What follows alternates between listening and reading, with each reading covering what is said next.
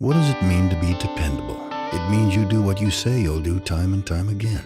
That's why the cattlemen of this great nation trust Ritchie to provide fresh water on demand. Ritchie, proud to be a partner to the American cattlemen since 1921.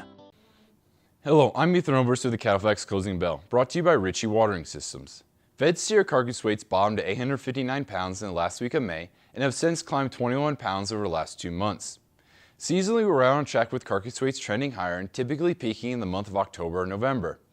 With carcass weights at 880 pounds, they are 5 pounds under year-ago levels at this time, as they have tracked very closely with year-ago levels since the spring. Fed heifer carcass weights have also tracked similar patterns in levels to 2015, but remain slightly heavier over the last 2 months. So what does this all mean for carcass weights as they move towards their fall highs?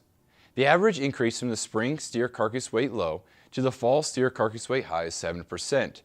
If we see the average increase, that would put steer carcass weight highs around 917 pounds this fall, 13 pounds under 2015's fall high.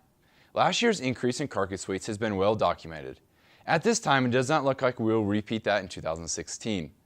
2015 was influenced by a large carryover, increasing number of days on feed, a large spread between fed cattle values and cost of gains, and so on. So far in 2016, we have been tracking different patterns when it comes to carryover and currentness.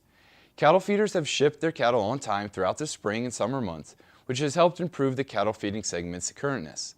The packer margins have helped to incentivize larger fed cattle slaughter numbers over the last several months.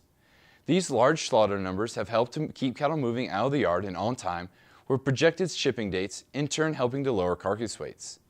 If fed cattle slaughter rates drift below slaughter projections for this fall, then we could see carcass weights climb higher than the anticipated seasonal increase suggests.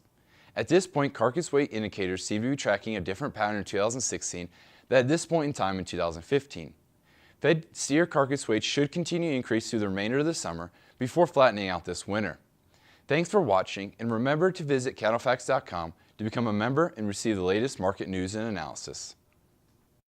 The beef business has never been for the faint of heart. The pressures are real, the risks are high, but the opportunities have never been greater. So how do you sort through it all to decide which way to go? For more than 40 years, CattleFax has led the way. Become a member at www.cattlefax.com. We're the time-proven leader in research, analysis, and information, equipped with the industry's most powerful database. Our team is impartial, objective, our vision is global, and our focus is you. CattleFax, the deciding factor.